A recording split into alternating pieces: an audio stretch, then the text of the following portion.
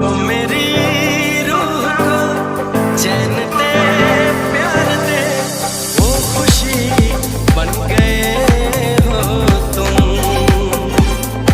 जिंदगी बन गए। नमस्कार, प्रणाम दोस्तों। आज हम जा रहे हैं राजमहल। आदर्श आनंद अपना मौसी घर आया हुआ है, उनसे भेंट करने के लिए। और आप लोग लगे रहिए, हम शुरू से लास्ट तक देखिएगा। हम उनसे आपको रूबरू कराते हैं, तो आप लोग बने रहिए। आपको मिलाते हैं। आदर्श आनंद का पापा भी आया हुआ है, मम्मी भी है।